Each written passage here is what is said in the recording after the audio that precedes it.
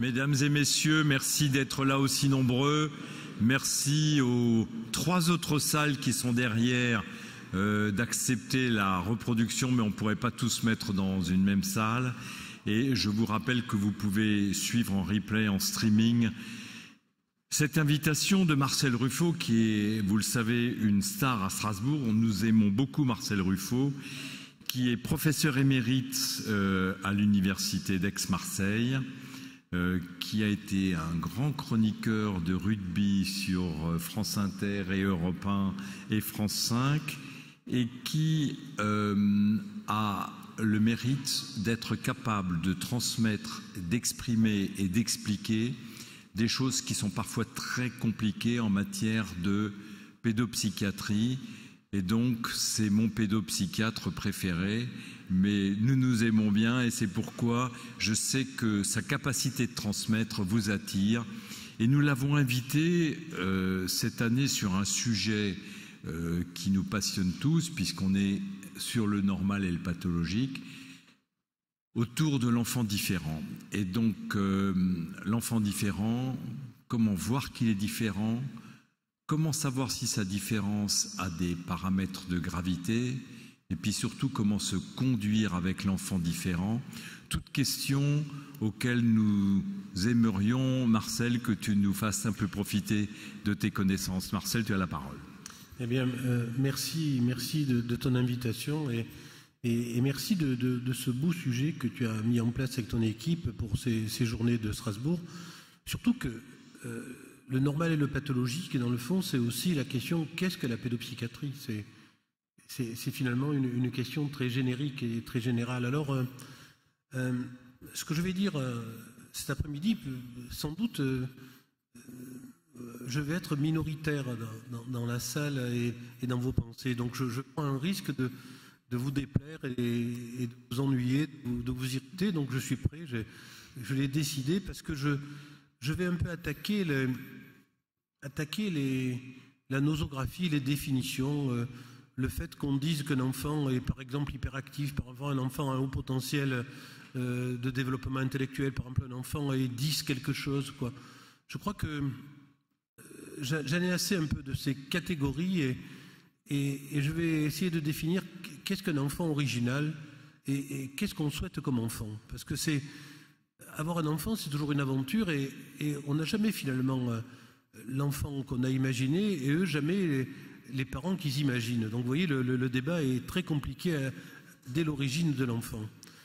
En plus, vous savez que maintenant la pédopsychiatrie qui en France est encore d'inspiration très interprétative, très psychopathologique, est un peu battue en brèche au niveau du monde actuel de la pédopsychiatrie dans différents États, et on est sous la coupe et le règne des anglo-saxons, notamment des Américains, avec le fameux DCM, Diagnostic Statistical Manual, quoi, de faire des cohortes de signes.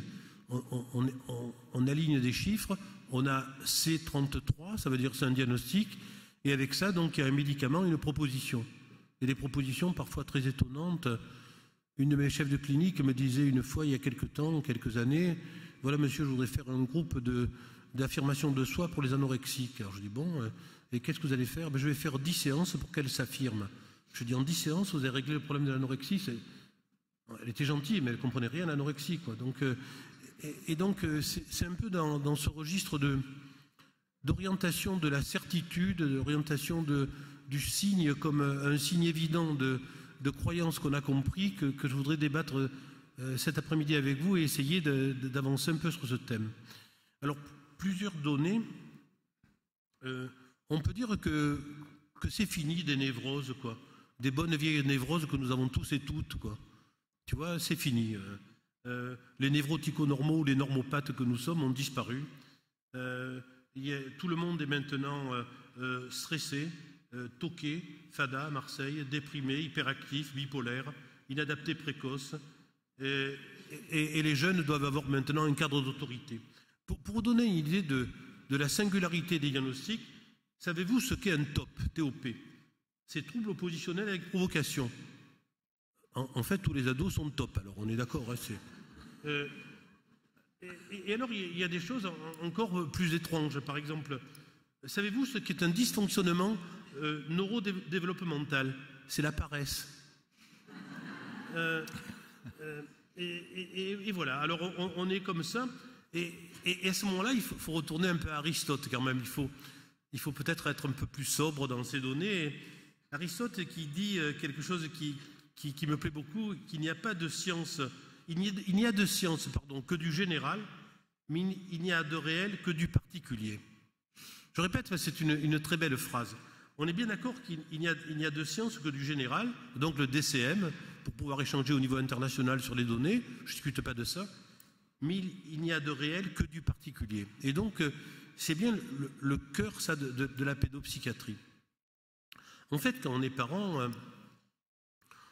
on souhaite tous avoir un enfant original, mais en même temps, on veut qu'il soit conforme. Vous voyez, le paradoxe, c'est votre enfant, votre petit bébé, à l'origine, votre petit enfant est certainement très original par rapport au bébé de la voisine. Mais il a intérêt d'être conforme dès qu'il rentre en section des petits de maternelle. Vous voyez, donc tu es original, mais tu es conforme. Après, il y a une sorte de combat incroyable dans les jardins, dans les squares. Comment, à 8 mois, elle ne se retourne pas? Si vous savez, le mien, il marchait déjà à 4 pattes, à 7, tu vois. Donc ça se joue au millimètre de semaine, le développement psychomoteur, quoi. Et tout le monde est expérimentaliste sur le nourrisson qui se développe.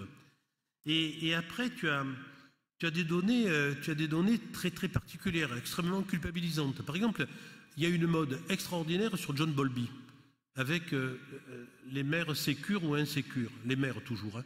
La culpabilité est toujours maternelle. Hein. Si vous allez sur un site internet que vous cherchez culpabilité paternelle, le site vous renvoie sur culpabilité maternelle, tu vois.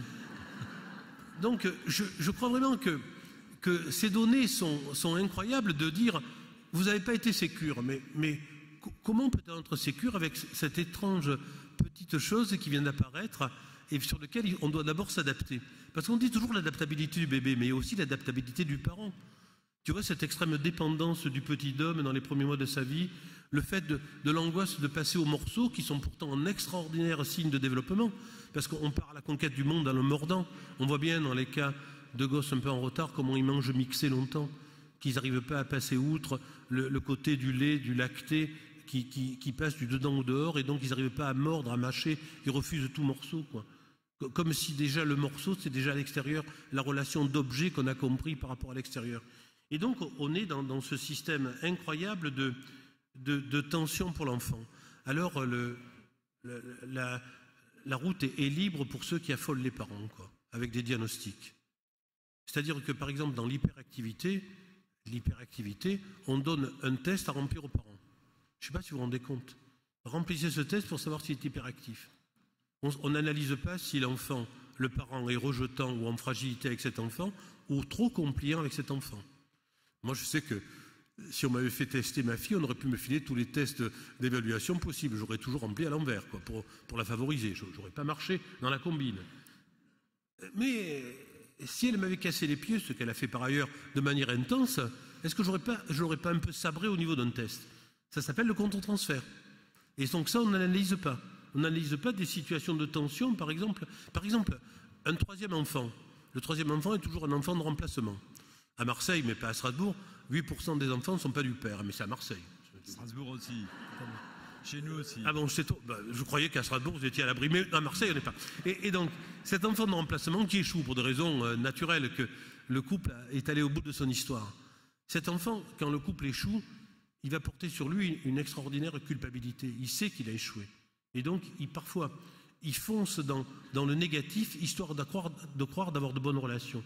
Comme si des sentiments négatifs le poussaient à avoir des relations intenses avec ses parents. Vous comprenez comme c'est paradoxal? Plus j'ennuie mes parents, plus je suis finalement attentif et plus j'attire leur attention. Un exemple, il y a quelques mois, pas longtemps, il y a 3 mois, je vois un couple d'avocats marseillais, plutôt bien dotés, avec un nourrisson normal. Bon, donc je les reçois, et puis je déglutis plusieurs fois en disant pourquoi ils viennent me voir. Sans doute ils se séparent, ils ne veulent pas que l'enfant souffre, le bébé.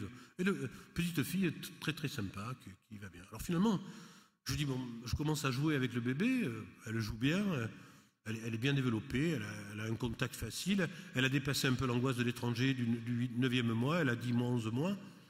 Ça va bien, et puis finalement, effondré, je leur dis, écoutez, je trouve qu'elle va bien, je voudrais savoir pourquoi vous venez, quoi, parce que je n'aurais pas demandé, je fais souvent ça, je pars un peu en aveugle en consultation.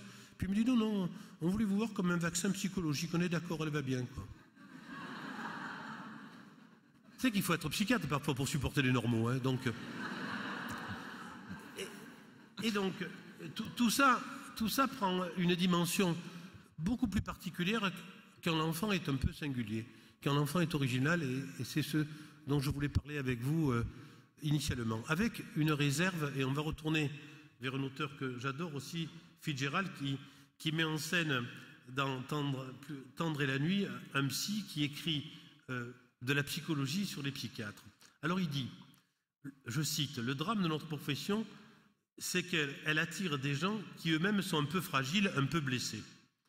Une fois qu'ils sont dedans, ils ont l'impression d'être encadrés par des monuments solides et rassurants, et l'aspect pratique ou l'aspect clinique de notre travail leur permet de compenser leurs propres faiblesses.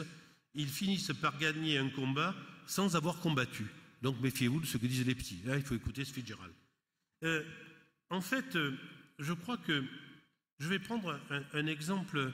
D'abord, je fais un petit détour par le cinéma. Il y a un film incroyable de James Gray, parce que vous savez que maintenant tout le monde est bipolaire. Hein. La bipolarité, ça règne. Hein. Et c'est tout l'inverse. C'est un trouble bipolaire qui tombe follement amoureux d'un déficit de l'attention avec hyperactivité, qui a un TDAH. Et donc, ils sont, lui et le bipolaire est très attiré et très fixé à sa mère, et elle est très en conflit avec ses parents. Ils finissent par se séparer. Elle le trouve un garçon moins fada que lui, et lui retourne avec sa maman. Donc le film est juste. Alors, l'idée, c'est, je vais prendre un exemple clinique pour mieux exprimer ce que je veux dire. Je vois il y a un an un jeune garçon de 9 ans qui est en CM1, en cours moyen première année, et qui m'est envoyé sur la demande de son enseignante, très sympa, qui me dit « J'arrive à rien avec ce garçon. Et je suis persécuté par les 2 grands-pères qui sont médecins. Donc je vous l'envoie pour que les 2 grands-pères ne me persécutent plus, parce qu'ils me disent toujours « Mais il est intelligent et il me regarde bizarrement. » En quelque sorte, les 2 grands-pères suspectent l'enseignante d'être incompétente. Elle le dit, donc je préfère que vous me donniez votre avis. Donc je reçois immédiatement 2 coups de fil de mes collègues en disant « Écoutez, on veut bien vous le montrer, mais il est très intelligent. » Alors, au deuxième, parce que le grand-père me téléphone, et je dis « Comme vous, monsieur, je sais non. » Et je vois donc ce gosse. Alors il arrive avec un bouclier en bois et une épée.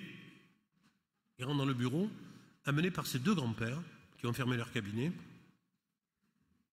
Et il me dit, on va se battre. Je suis d'accord, mais j'ai pas d'armes. Il me dit, mais moi, tu as vu, et j'ai un bouclier et une épée. Alors je demande aux 2 grands-pères s'ils ont amené quelque chose pour moi, une massue, un filet, un réter. Parce que il fallait bien que je me défende. Il me dit, non, on vous laisse avec lui, et ils sortent en souriant, il est très intelligent. Donc je le retrouve avec ce sauvageon, avec un bouclier et tout ça, qui me regarde menaçant, qui ne veut pas s'asseoir et qui me menace avec l'épée. Je comprends l'institutrice. Et je commence à dire, comme toujours, les psychiatres font des bordures quand ils ne savent pas quoi dire. Je dis, tu as un beau bouclier. Ça peut aider dans le combat. Hein. Et il me dit, tu le trouves beau ? Je te le prête. Je dis, ah, alors ça va. Comme ça, je pouvais l'assommer avec le bouclier pendant qu'il avait l'épée. Donc j'étais plus prêt au combat. Et il me dit, tu sais qui est-ce qui me l'a fait ? Je lui dis non. Il me dit, c'est le premier grand-père, celui qui est chirurgien, donc bricoleur. Je dis, j'ai compris. Et l'autre qui est dermato, et donc qui s'est dessiné, à cause sans doute des lésions cutanées, et qui m'a dessiné le grand guerrier japonais sur le bouclier, pendant que l'autre, il m'a fait l'armature en bois. Je dis, ben, tu as des grands-pères sympas qui s'occupent bien de toi. Et puis il me pose l'épée, il me dit, mais je crois que je suis venu pour te parler, parce que mon institutrice a dit que j'en ai besoin. Alors je dis, ouais, tu sais, ton institutrice est vraiment très très sympathique, comme tes grands-pères qui s'occupent bien de toi. Je suis prudent avec les deux grands-pères dehors qui devaient écouter à la porte. Et qui sinon allaient me convoquer à l'ordre des médecins immédiatement si je disais quelque chose contre eux. Et le débat s'instaure avec lui et je commence à le voir régulièrement, 2 fois par semaine, toujours avec son bouclier. Et puis, pas grand-chose se passe et l'institutrice me dit, vous savez, il est toujours aussi casse-pied. Je dis, moi ça va, je commence à discuter avec lui et j'ai compris qu'il a de la part de ses parents et de ses grands-parents un énorme mandat intergénérationnel, il doit tout réussir et on lui dit sans arrêt qu'il est intelligent, on l'a testé, il a un gros WISC 4 homogène, 140 de verbal, 138 de performance homogène, donc il doit tout réussir et on ne comprend pas qu'ils sont en difficulté en CM1. En plus, le test à 400 €, il ne peut pas être négatif, évidemment, parce que tu ne peux pas dire que tu n'es pas intelligent, il suffit les 400 €. Donc, elle me dit, qu'est-ce que vous en pensez? Je dis, non, il est pas mal. Pas plus que pas mal. Je dis, non, il est très bien, mais en même temps, il est assez peu critique de lui, il avance pas tellement sur les données de son comportement à l'école que j'essaye d'aborder avec lui. Et donc, je commençais à penser que j'allais vraiment échouer avec ce petit garçon jusqu'au jour où, par chance, il arrive avec un avion. Un avion plié. Mon bureau est au 3e étage de la rue Paradis, ça ne s'invente pas. Hein. Et donc, je dis, moi, quand j'étais petit, souvent, je balançais des avions par la fenêtre, donc ça fait que l'avenue qui était devant chez moi était maculée d'avions à la fin de la journée. J'achetais des papiers au kilo dans une papeterie, donc je pliais, je lançais, les commerçants montraient du poing ma fenêtre parce qu'ils balayaient les avions, enfin bref. Après, j'ai fait psychiatrie, vous avez vu, Fitzgerald allait quand même. Hein. Et donc, je dis, on le lance, quoi. Il me dit, ah, c'est un bel avion. Je dis, oui, mais les avions, c'est pour lancer. Et on le balance par la fenêtre, on le regarde voler. Il y a des jardins particuliers dans cette rue un peu chic, là. Mais l'avion, on a du pot, il volette, hop, il glisse autour d'un jardin particulier, puis il tombe entre une voiture et le caniveau. Et donc, je dis, on va le récupérer. On descend vite devant les grands-pères médusés qui me voient sortir du cabinet. Je dis, on a quelque chose à faire. Je sors avec le petit. Il me regarde sortir. On récupère l'avion, on le cache. À ce moment-là, quand on revient dans le bureau, on cache l'avion derrière des dossiers pour pas que Christiane, ma collaboratrice, le voie, quoi. On cache l'avion. Et systématiquement, ce petit garçon revient, on prend l'avion, on le lance, on le récupère, on passe devant les grands-pères, on le cache, on le remet. Et là, il commence à me parler de ses difficultés à l'école, de ses difficultés notamment en arithmétique. C'est pour ça que le pliage, on l'aide, qu'il n'arrive pas à bien plier l'avion. Et petit à petit, un peu comme disait Mélanie Klein, avec un objet particulier qu'on enferme pour que l'enfant individuellement ait quelque chose de privé avec moi, c'est-à-dire que l'avion est privé, les autres, il voit que je vois d'autres enfants, d'autres adolescents, mais lui, il a un secret avec moi, une intimité, cet avion qu'on lance et qu'on récupère. Et puis arrive un jour très particulier où l'institutrice m'appelle et elle me dit, je ne sais pas ce que vous avez fait, mais ça va drôlement bien. Il m'a demandé un soutien en arithmétique et je lui ai donné avec un accord avec ses parents. Et il est vraiment conforme à l'école. Je suis content de vous l'avoir envoyé. Qu'est-ce que vous avez fait? Et je lui dis non, on a lancé un avion par la fenêtre, elle le raccroche. Elle me rappelle, écoutez, j'ai dû me tromper de numéro, j'ai eu quelqu'un de bizarre au téléphone. Alors, je lui dis pas, je dis non, mais j'ai dû me tromper, j'ai parlé d'un avion. Ah bon, c'était vous? Non, mais je pensais à autre chose quand j'étais enfant, pour pas trahir le secret des consultations avec ce petit.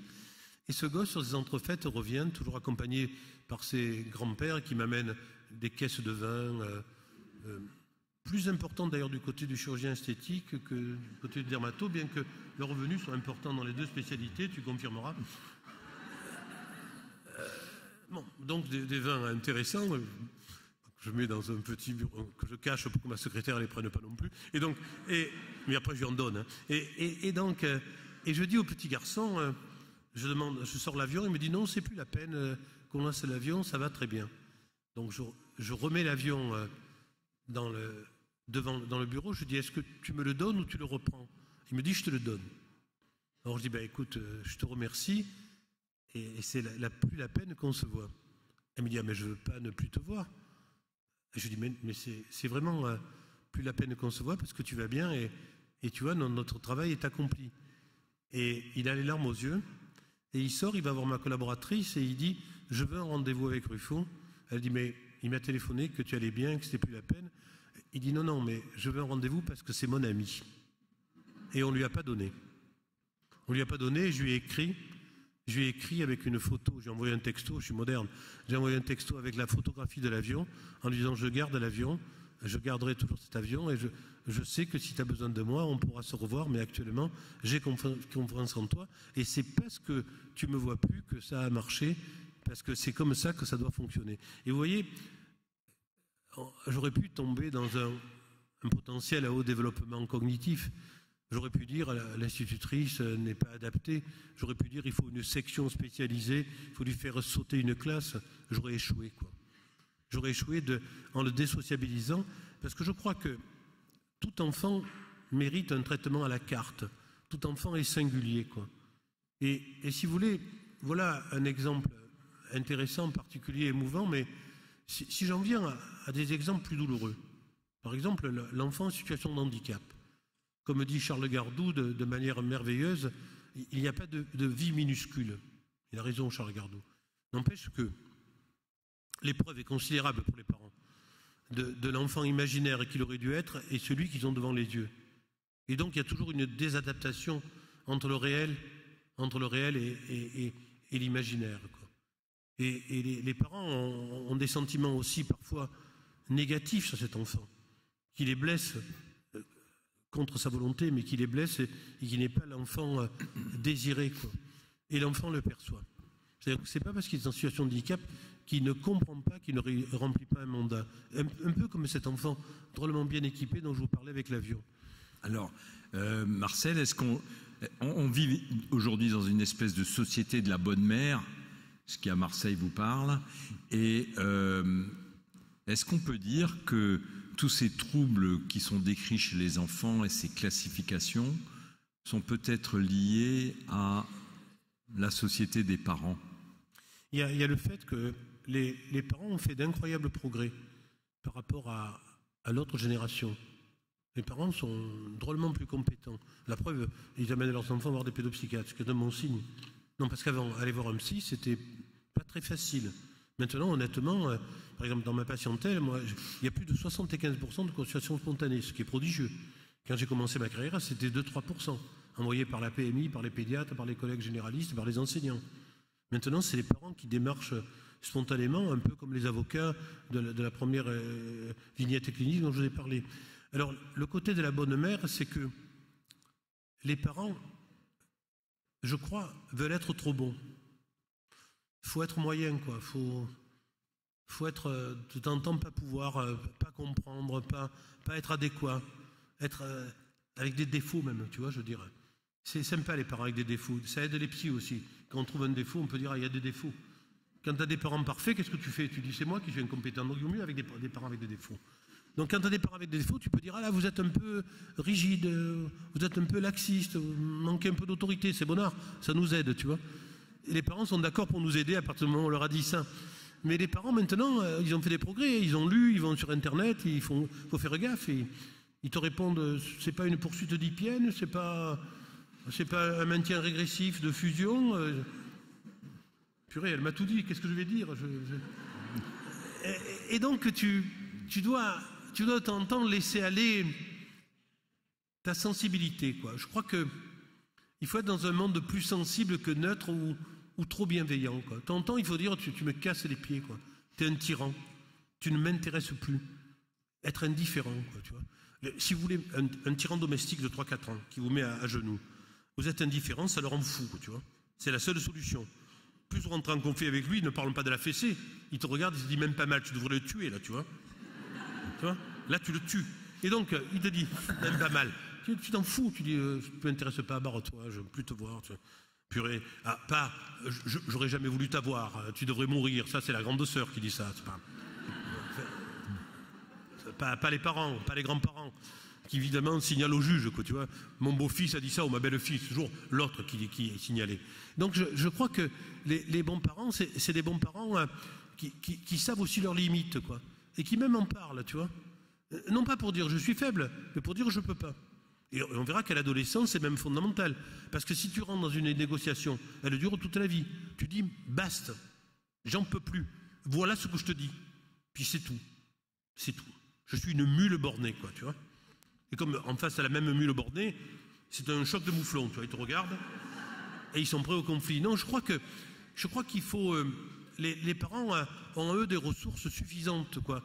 Et d'ailleurs, on voit bien que... Mais par exemple, les enfants tyranniques, ça n'existait pas il y a 10 ans. Ils étaient sous la coupe de parents tyrans. Donc on a échangé. Avant, c'était les parents qui étaient tyrans. Mais rappelle-toi, ne mets pas tes mains sur la table. Maintenant, ils disent plutôt, tu peux te masturber, mais pas en public, mon chéri. C'est pas pareil. C'est pas pareil, c'est plus psy. Donc je crois que les parents étaient avant surdéduqués. Tu avais des parents adjudants-chefs, quelle que soit la qualité d'adjudant. Vous avez vu l'intérêt du SMA, du service militaire adapté. C'est capital, tu mets les loups-garous avec les couleurs, les drapeaux, garde-vous fixe, tu cours, tu passes le brevet, le permis de conduire, tu réussis. Tu fais pas la transcendance de Kant, il ne faut pas rigoler. Ou Aristote, tu es plus souple. Tu dis garde-vous fixe. Mais je crois que les parents maintenant ont fait des progrès en démocratie. Mais toute démocratie a des effets pervers, c'est-à-dire que le pouvoir est ailleurs. Et le pouvoir est parfois à l'enfant fragile, qui utilise ses fragilités pour dominer, quoi. Parce que la majorité des enfants, ils vont bien, quoi. Quand on parle des adolescents, le drame des adolescents, ma spécialité, il y a 85% des adolescents qui vont vachement bien, hein. On parle toujours de ceux qui vont mal, jamais de ceux qui vont bien. Parce qu'on les voit plus. Je suis persuadé qu'à ma génération, il y a plus d'adolescents qui allaient mal. Mais il n'y a pas de statistiques, il n'y a pas d'épidémiologie de l'adolescent dans ma jeunesse. Et pourtant, je suis sûr qu'ils allaient plus mal, tu vois. Moi, j'ai souvenir d'un ami vraiment génial qu'on appelait Bouboule. Donc il avait un surpoids. À l'époque, on ne disait pas surpoids, on disait Bouboule. Et donc, Bouboule, il était vraiment génial, quoi. Avec les filles, on avait un autre copain fabuleux, tu vois. Pour nous, exotique, blond, les yeux bleus, les cheveux blonds. Il allait sur la plage, il prenait du sable, et devant les filles, il lançait le sable, il disait, c'est le secret des pyramides. Et les filles faisaient... Et il les pliait toutes. Bouboule, il faisait ça, et elle faisait, tu me lances du sable dessus, barre-toi, tu vois. Elle faisait pareil. Et il connaissait mieux les pyramides que Jeannot, mais bon. Et alors, comme il avait du mal, il avait une conduite à risque. Il rentrait à Saint-Mandrier le soir, j'ai fait 10 virages à gauche, 11 virages à gauche. Et un jour, au 13e, il s'est pris un bus, il est mort, quoi. On n'a pas compris. On n'a pas compris que le trouble de l'estime de soi le poussait dans des conduites à risque. Et personne ne l'a maîtrisé. Moi, le premier. J'ai pas dit, tu fais l'idiot, tu devrais pas. On l'admirait sur ses conduites à risque, surtout qu'il les prenait à notre place. Vous voyez ? Et donc, je suis sûr que les adolescents de l'époque, vous voyez, il est typique des conduites à risque mortelles, première cause de mortalité de l'adolescence, et ses parents, nous on était au courant, mais ses parents ne le savaient pas. Ils ne savaient pas. Alors maintenant, on ne sait plus sur les adolescents, on est plus dans l'intimité, dans le secret, on est copain sur Facebook de sa fille ou de son fils. On sait à peu près ce qu'il fait, on zappe sur Internet, on sait tout, quoi, tu vois. Et donc, ils vont mieux. On a deux adolescents à la table. Je suis prêt. On va en profiter. Alors, le premier, c'est Louis Pignatelli, qui vient du lycée Jeanne d'Arc à Mulhouse, où il est en terminale S. Et il a préparé une question pour toi. Même pas une question, tout simplement dire mon avis. Déjà, bon, avant, petite parenthèse, je voulais dire que je n'étais pas totalement d'accord avec votre avis sur les parents. Parce que je trouve que c'est un peu facile de critiquer pour vous parce que vous en voyez tous les jours. Mais des parents, ils essaient le mieux pour leurs enfants. Et c'est vrai que notre société, elle demande beaucoup une forme de perfection. Enfin, les parents savent très bien que si on ne pousse pas les enfants, notre société, elle est cruelle en fait à l'heure actuelle. Et c'est un peu plus compliqué, je pense, parce que les parents, ils n'ont pas souvent des références à se faire. Je comprends mal. Tu défends ou tu attaques? Je défends au contraire. Ah, tu défends. Je trouve que ça c'est nouveau parce que nous on les attaque. Je défends pas complètement les. Non mais c'est bien. Attends, tu vois la différence qui vont mieux. Nous les parents on se les plie en quatre, quoi. On taillait des croupières. Vous non c'est bien, c'est bien. Nous on les critiquait. Oh ma mère, oh, mon père, bof. Et là non c'est bien, ouais, c'est bien, c'est bien. Ouais. Sur mon avis vraiment sur le sujet des enfants hyperactifs et surdoués, je trouve que pour moi c'est des enfants vraiment ils ont quelque chose en plus parce que leur anormalité, ça devient même maintenant qu'ils deviennent normalité, c'est très enrichissant et je tenais d'abord à dire que pour moi le terme d'enfant original c'est un terme plutôt positif, c'est une connotation positive pour moi.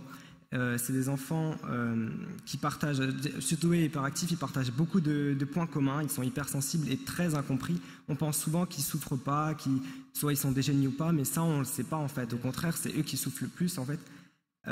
Pour moi, leur différence, c'est vraiment pas une pathologie, c'est juste notre société qui ne comprend pas vraiment ça et qui n'est pas adaptée à eux. Parce qu'ils n'arrivent pas à jouer un rôle comme nous on fait, parce que nous on joue toujours un rôle au collège et l'école, c'est vraiment on essaie de s'adapter, de rentrer dans les normes pour pas se faire remarquer, et eux ils n'arrivent pas. C'est ça une grosse difficulté et ça fait qu'ils sont exclus en fait. Écoute, là je suis vraiment entièrement d'accord avec toi pour plusieurs raisons.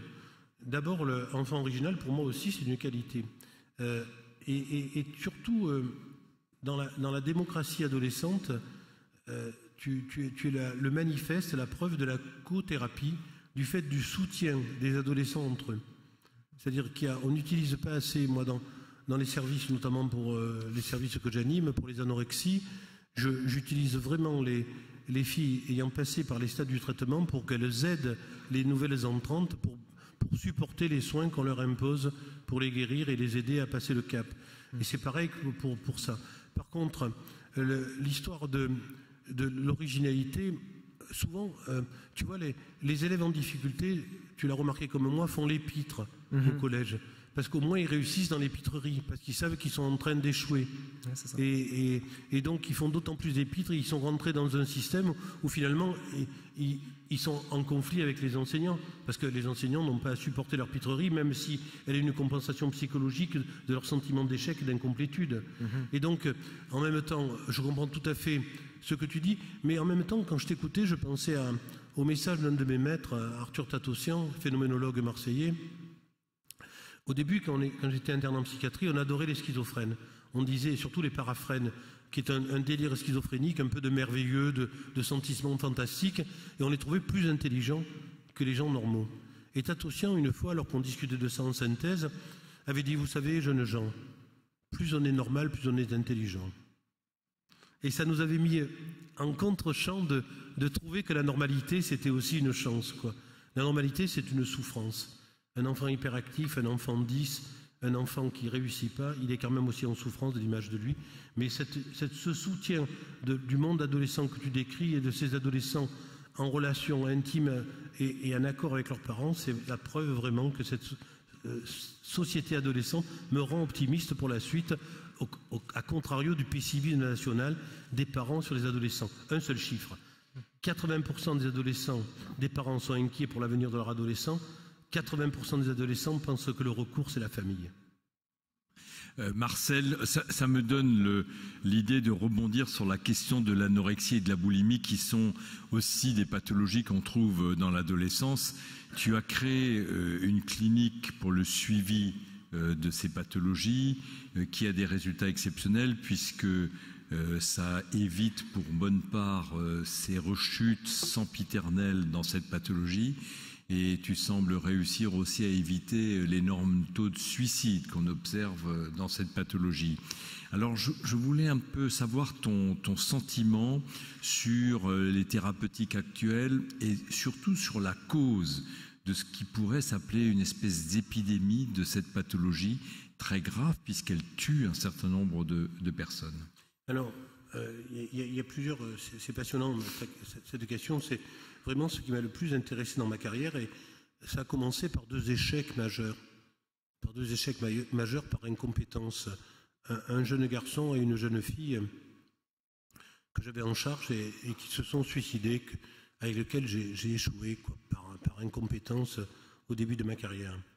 J'ai jamais oublié ces deux ados, et pour cause, parce que c'était donc un garçon et une fille anorexiques.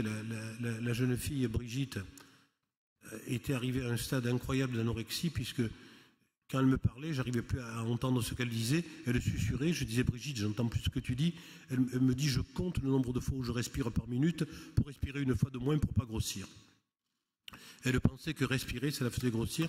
Et le jeune garçon croyait qu'il y avait une machine qui épurait ses aliments dans son estomac. Était en situation difficile. Mais ce que je n'avais pas compris à l'époque, c'est que cette manipulation pour pouvoir rester anorexique, c'était ce qui les maintenait vivants, Et un accord morbide avec les parents, on avait décidé de les mettre dans un studio seul. Ils avaient passé le bac, un à Paris et l'autre à Aix, pour poursuivre leurs études universitaires. Et ils se sont rapidement pendus l'un et l'autre quand ils ont été seuls et qu'ils n'ont plus pu manipuler. Donc, à la suite de ces 2 échecs majeurs, j'ai toujours pensé que la manipulation de l'anorexique était un signe de vie et non pas un signe de défi ou de... J'ai compris aussi, au sens de Mara Selvini, que l'anorexie, c'est une psychose monosymptomatique, c'est-à-dire que c'est un trouble de l'image de corps. Elles sont psychotiques sur le plan de leur image et normales par ailleurs, ce qui est une psychose en secteur. Et surtout, je me suis opposé toute ma carrière à la séparation des parents, au contrat de poids, mais que par contre, la sonde de rénutrition est essentielle dès la première semaine, parce que le meilleur antidépresseur, ce n'est pas un antidépresseur, c'est 3 kilos, où le rapport change au monde et le rapport avec vous. Donc vous voyez, il y a tout un côté médical de réanimation, et ça je l'ai appris à Paris avec les endocrinos. Hein. Quand j'étais à Marseille, j'étais psychiatre. Grâce à mon séjour à Paris, je suis devenu un peu plus médecin de l'anorexie, traitant le corps aussi et pas uniquement l'âme de l'anorexie. Et sur le plan des parents, on s'est aperçu aussi que 25% des anorexiques avaient une origine familiale, d'une anorexie masquée, cachée chez la mère ou le père, et que sans doute dans l'alimentation, dans la prise en charge alimentaire du bébé et des premiers stades archaïques, il y avait quelque chose aussi au niveau de la rigueur, du poids, de l'alimentation aussi qui se jouait de manière inconsciente, avec une amnésie complète de la part de l'enfant et un oubli de la part des familles, mais qui joue aussi dans une identification morbide au mot de l'image de soi. C'est l'hypothèse psychopathologique. Les hypothèses génétiques et autres n'ont pas fait leur preuve, puisque à Cochin, sur des jumelles homozygotes appareillées, ils ont fait des études puissantes sur le génotype, on n'a rien trouvé, alors qu'on avait là 2 anorexiques, des jumelles homozygotes, et qu'on avait donc un matériel d'étude très puissant.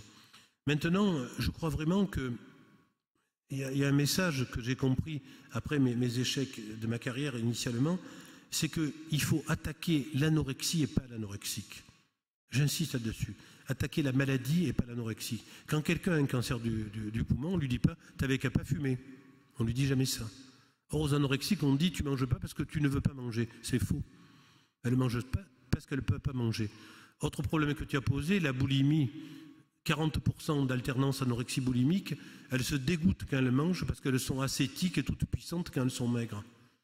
Et le risque suicidaire est majoré quand elles grossissent. Elles détruisent une image qu'elles ne supportent pas, qu'elles ne sont pas acquises. C'est pour ça que les suites longitudinales de l'anorexie sont tout aussi importantes que l'urgence de l'hospitalisation pour des raisons biologiques et organiques. Les suivre longtemps avec permission, scolarité, faire passer le bac en septembre, ne pas les faire redoubler. C'est vraiment une urgence médico-psychologique.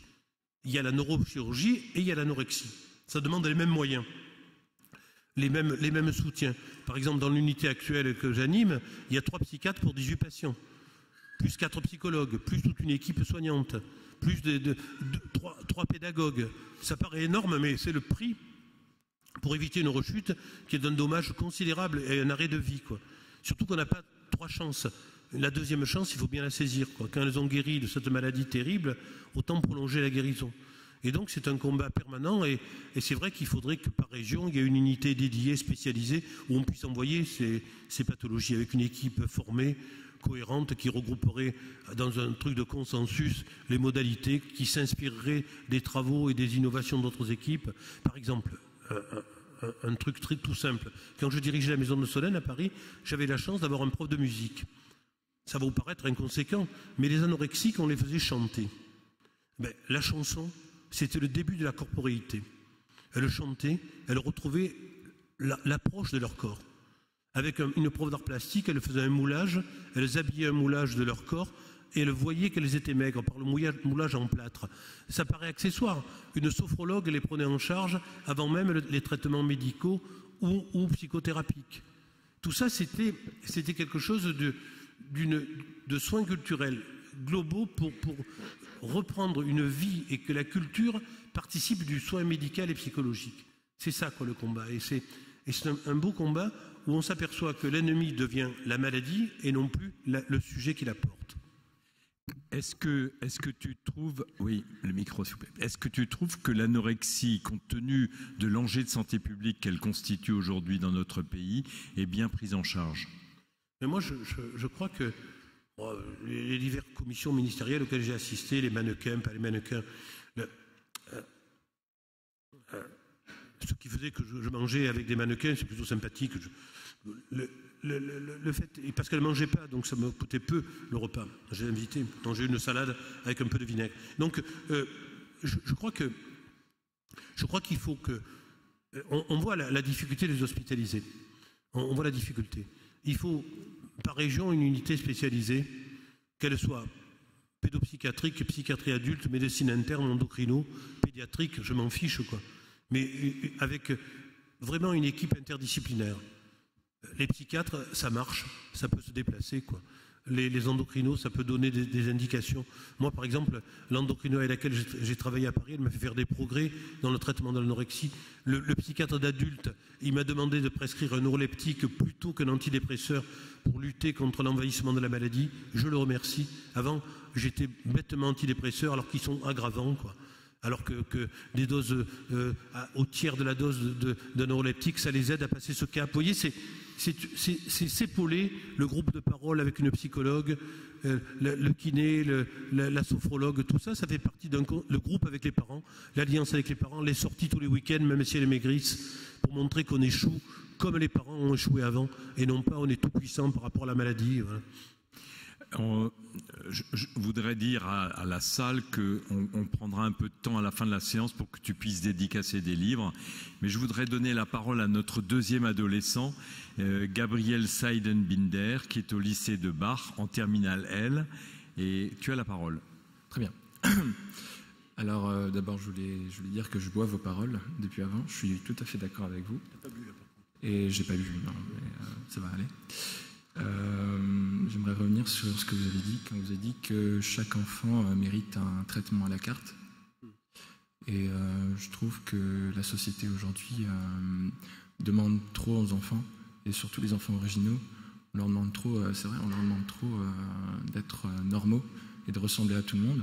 Et ça m'a fait penser à l'école Steiner, parce qu'avant d'intégrer le lycée de Bar, j'ai suivi un court cursus à l'école Steiner. Je ne suis pas là pour faire de l'embrigadement, mais à l'école Steiner, je veux dire, le principe, c'est surtout d'aider l'enfant à devenir ce qu'il est. Et contrairement à l'éducation nationale, je ne vais pas critiquer, mais je dis ce que je pense, contrairement à l'éducation nationale qui aimerait justement faire entrer les enfants dans des cases prédéfinies. Et ça, je trouve ça. Enfin, j'aimerais votre avis sur ça. Et aussi, je voulais vous demander si on pouvait, si on avait un critère pour savoir à partir de quel moment un enfant est hyperactif. Et je me suis aussi renseigné à propos de l'hyperactivité, et j'ai appris qu'on soignait, que une grande tendance, c'était de soigner l'hyperactivité de façon médicamenteuse, et je voulais savoir si on avait du recul par rapport à ça. Alors, il y a plusieurs questions. D'abord, tu poses la question des écoles nouvelles, quoi, de pédagogie alternative. Moi, je crois que, honnêtement, dans l'immense majorité des cas, ce qui est génial pour les enfants, c'est les enseignants, quoi. Et moi, je dis ça parce que moi, qui ai la chance d'être issu d'un milieu modeste, sans les enseignants, je ne serais pas devenu ce que je suis. Donc, ma mère avait le certificat d'études, qui était bien à l'époque, et mon père pas. Et les enseignants m'ont ouvert le champ de la découverte. Et je suis très, très sensible à l'histoire d'Albert Camus et de Monsieur Germain, quoi, cet instituteur de ce garçon qui avait perdu son père à la guerre de 14 et dont la mère était analphabète et qui devient prix Nobel de littérature et qui écrit à Monsieur Germain quand il a le prix Nobel de littérature. Et Monsieur Germain lui répondait « Mon cher petit Albert » sans arrêt. Et j'ai vu la correspondance de Monsieur Germain et de Camus qui est à Aix-en-Provence. C'est absolument génial, quoi. Monsieur Germain, il dit à un moment donné dans une lettre « Mon cher petit Albert, si tu savais le plaisir que j'avais en allant à l'école tous les matins, parce que je savais que j'allais voir dans tes yeux le plaisir des découvertes que j'allais te fournir, quoi. » Tu vois, les enseignants, c'est ça aussi. Alors, bien sûr, il vaut mieux avoir Albert Camus comme élève, je te l'accorde. Pour l'école nouvelle, j'ai eu la chance aussi de voir un collège Freinet à La Ciotat, et c'est vrai que c'est génial ce que tu dis, comme Steiner, comme Montessori. Tu as par exemple la notion de coopérative, ce qui rejoint l'intervention de ton camarade tout à l'heure. Par exemple, à l'école Freinet, si tu es en 3e, tu aides en anglais les élèves de 6e. Tu es tuteur d'un élève, c'est génial. Tu aides à l'apprentissage de l'anglais un petit qui commence l'anglais en 6e. Au demeurant, tant qu'on ne commencera pas l'anglais en 3e, on n'aura pas résolu le problème des langues. Hein. Mais il faut commencer en section des petites de maternelle. J'ai été invité au lycée français de New York, là, une semaine, psychiatre résident. Donc c'est un lycée qui a les moyens pour avoir un psychiatre résident pendant une semaine. Et donc je commence par la section des moyens de maternelle, ils ne les prennent pas avant. Et là je tombe sur un garçon francophone enseignant associé à une fille anglophone enseignante. Donc toujours un couple d'enseignants pour 14 élèves. Les enfants sont bilingues à la fin de l'année. 1400 élèves dans cet établissement. 27 000 $ par an l'inscription. Si vous me donnez 24 000 € par an, je te fais à Marseille un lycée comparable. Je le fais. Donc il y a un problème de moyens, il y a un problème d'économie, il y a un problème de place aussi. Il y a trop d'élèves par classe. Il y a trop d'élèves par classe. Les enseignants parfois sont happés par un gosse difficile, original, tiens justement, qui capte leur attention soit par intérêt, soit par difficulté, et ils ne sont pas assez soutenus dans leur difficulté d'élaboration. Le lycée européen, le lycée français de New York, ils sont advisors pour les élèves dont ils n'ont pas la charge, et il y a 7 psychologues chargés de travailler avec eux sur leurs difficultés. Quant à ce type de moyens, tout marche, quoi. Alors pour les hyperactifs, je réponds à ta question, excusez-moi, mais sur l'école nouvelle, c'est en soi une intervention qui est passionnante, quoi. Mais et puis en harmonie avec les enseignants, quoi, parce qu'ils sont prêts à être freinés, ils sont freinés pour pas être freinés, quoi, par les programmes, mais sinon ils sont prêts. Et donc freinés ET, Célestin. Et donc pour l'hyperactivité, tu en as 2 grands groupes, je schématise. Tu as ceux qui bougent et qui sont intelligents, ceux-là on s'en fout.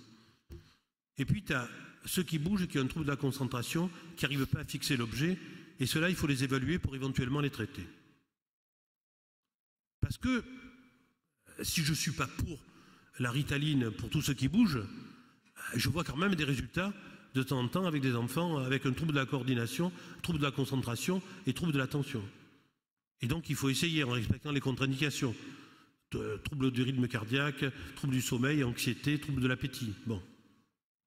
Mais après, il faut faire attention à l'inflation. Mes camarades américains, notamment un prof de pédopsychiatrie à Harvard, oui, il me dit fais gaffe. Nous, on n'y arrive plus. Savez-vous qu'aux États-Unis, les étudiants qui vont dans un centre de santé publique ressortent à 50% avec un traitement neuroleptique. Je ne sais pas si vous vous rendez compte. Ils vont consulter, tac, ils sont neuroleptisés. En France, quand même, 91% des neuroleptiques sont prescrits par nos camarades généralistes. C'est un problème. Dieu sait si j'ai de la sympathie, de l'affection pour les généralistes que j'aurais voulu être. En même temps, purée, la prescription de neuroleptiques mérite réflexion. Et dans certaines universités, entre Marseille et Paris, il y a des prescriptions de neuroleptiques chez les enfants de moins de 6 ans, largue à main nue. Purée, il faut réfléchir. Je ne suis pas d'accord pour un enfant original sous neuroleptique, tu vois. Je préfère traiter l'originalité avec des moyens de réflexion. Attention, quoi. Moi, si vous voulez, j'ai commencé ma carrière en 65. Les neuroleptiques de lait de Necker, c'est 57-58. Les types, ils mâchonnaient, ils étaient parkinsoniens, ils tremblaient. C'était des géraniums, les malades mentaux, quoi, guéris par les neuroleptiques, tu vois. Purée, il faut voir ce que ça donnera 30 ans après, quoi. Quand un neuroleptique a 4 ans, 5 ans, parce que tu es instable, c'est... Donc, alors, les amphétamines, c'est pas des neuroleptiques, mais en même temps, ça mérite aussi qu'on ne les donne pas le week-end, qu'on ne les donne pas pendant les vacances, qu'on vérifie si c'est utile. Alors là, avec généraliste, en vérification, comment ça donne? Ça demande un consensus, une alliance avec les parents et les enseignants, quoi. Alors en même temps, ça peut fonctionner comme un placebo. Moi, j'ai essayé, l'autre jour, il y avait un gosse sous Ritaline et un copain à lui qui faisait donnement parce qu'il voulait le dealer, tu vois, il voulait vendre un peu des amphètes à l'école. Il n'est pas bête, il avait compris que ça se vend. On lui a filé un placebo. Et il a dit, vous ne m'avez pas donné du bon, hein, ils n'en veulent plus. Tu vois. Donc c'est un produit quand même efficace. Hein, c'est un produit efficace dont il faut manipuler avec précaution. Mais l'enfant hyperactif, comme disait votre camarade tout à l'heure, comme il disait, ça peut être une source de richesse, sauf s'il y a une souffrance et un trouble de la confiance en lui qui s'effondre. Là, il faut l'aider, mais la psychomotricité, c'est intéressant, la psychothérapie, le travail avec les parents, le travail avec les enseignants, et pourquoi pas la médication, si elle est utile. Justement, tu fais réagir mon grand témoin de droite. Quand vous parliez de tout ce qui était école spécialisée, Ritaline, etc., je me demandais, est-ce que en fait, on devrait traiter ces enfants comme des enfants normaux ou assumer leurs différences justement pour en faire une force, parce que on se dit, les mettre dans une école spécialisée, ça peut aussi les mettre encore plus en décalage avec la société. Et la question de la Ritaline, on ne sait pas trop, il y a une surexploitation aux États-Unis, mais ça peut être utile quand même, quoi. Ouais, non, moi je crois que le côté de l'institution spécialisée, tu sais, ça peut être utile aussi pour des enfants très démunis au niveau cognitif, qui n'arrivent pas et qui ont besoin d'un cadre de réassurance, parce que quand un enfant va par exemple dans un institut médico-éducatif, donc éducation spécialisée, qui passe après un IMPRO, qui finit dans un ESAT, centre d'aide par le travail, qu'il est autonome dans un travail, c'est comme réussir polytechnique ou normal. Hein. Ce gosse qui a une trajectoire d'handicapé au niveau cognitif, qui a un métier, qui est autonome, qui a un foyer avec une allocation d'adultes handicapés et qui est autonome, pour les parents, c'est le succès absolu. Donc, bien sûr que l'intégration est une arme totale, mais l'autre jour, j'ai une consultation qui s'est fort mal passée avec des parents et moi. Je vois un enfant autiste, autisme primaire, hein, le vrai autiste, pas le spectre autistique comme maintenant, où l'autisme a élargi son champ pour des raisons associatives que je comprends. Et là, je vois un autisme infantile primaire qui bruxe, qui déambule et qui ne parle pas, il a 6 ans. Et les parents me disent, on nous propose, il est en maternelle avec un agent d'intégration, une AVS, un agent de vie scolaire, et on nous propose une classe d'intégration spécialisée. Nous, on veut qu'il aille en CP normal. Je dis, mais madame, monsieur, il ne peut pas aller en CP normal. Si on vous propose la CLIS, c'est une bonne indication. Le conseil éducatif a eu raison. Et il ne peut pas aller en milieu normal. On peut dire soit une institution, soit le CLIS, mais pas le CP normal. Ah non, on n'est pas d'accord avec vous, on veut qu'il ait les mêmes chances que les autres. Mais il les a pas. Il les a pas. La dénégation de la réalité, je la comprends de la part de ses parents, mais moi, je ne peux pas dénier la réalité de manière démagogique. Je suis obligé de leur dire qu'il ne peut pas être scolarisé. Si les parents qui peuvent avoir gain de cause parce qu'ils refusent le code dans un CP banal, il éclate le CP banal pour toute l'année. Qu'est-ce qu'elle va faire, l'institut, la professeure des écoles, avec un gosse comme ça, avec une AVS? Elle ne peut rien faire. Un hôpital de jour aurait du mal à le supporter. Et vous voulez que l'école résume tout. La loi de Mauchamp de 2005 est une loi poétique, mais en partie démagogique. L'intégration n'est pas possible parfois, quoi. Je suis désolé d'avoir un discours pessimiste, mais parfois l'institution spécialisée a toute sa voix, quoi. Et lorsque un gosse rentre en SECPA, en SECPA ou en Ulysse ou un truc comme ça, il est scolarisé au collège, mais en même temps, il a par exemple les mêmes enseignants avec l'éducateur 3 ans pour qu'on reparte toujours d'où il a échoué et où il repart. Tu sais qu'un enfant, par exemple, trisomique, apprend à lire. Après les grandes vacances, il a oublié. Et donc, il faut tout recommencer. Et donc, je crois qu'un enseignant qui sait, toujours le même, qui sait où cette petite fille ou ce petit garçon en est et repart sur des données de connaissances, c'est quand même mieux qu'un nouveau enseignant qui va partir au combat pour réussir, puis après échouer et répéter un échec, quoi, en harmonie avec les parents. Pratiquement 1 heure a passé, Marcel, et on n'a pas senti le temps passer, et on aurait pu passer 3 heures avec toi. Je voudrais dire que tu as bravé les pneus en feu hier pour venir nous voir à Strasbourg et que tu es arrivé tout tremblant et tout fumant et que nous t'en sommes reconnaissants. Et je voudrais te poser une dernière question et peut-être motiver ta réponse. Qui est ton joueur de rugby préféré? Alors, je sais, Trenduc, l'ouvreur, Trenduc. Parce que Pierre Danos disait que il y a les gens qui déménagent les pianos, les avants, et ceux qui en jouent. Et ceux qui en jouent, c'est le demi-mêlée et le demi-ouverture. Et donc Trenduc, j'espère qu'il va vite. Là, il n'a pas dans la liste des 31 parce qu'il a une lésion au tibia. Mais Noves l'a sélectionné parce que Noves est un entraîneur compétent, Guy Noves, l'entraîneur de l'équipe de France. Et Trenduc flamboyant, attaquant, il va nous faire encore nous mettre debout dans les stades. Et d'ailleurs, je vous signale que je serai bien sûr au Stade de France pour France-Italie samedi 6 février et surtout pour la rentrée de Train-Duc. Non, ça c'est maintenant en janvier, France-Italie, on va les écraser, mes compatriotes. Et après les Irlandais qui sont l'équipe que je préfère, j'espère que Train-Duc sera à la manœuvre et va relancer de ses 22 mètres pour que je sois debout dans les tribunes sans même comprendre que je me suis dressé. Marcel, nous sommes...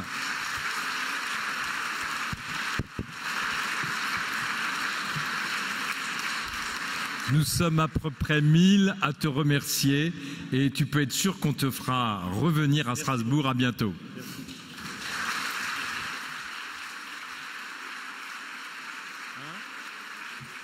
J'ai déjà dit. Je rappelle que Marcel Ruffo va dédicacer des livres au stand de la librairie Kléber au fond de la salle.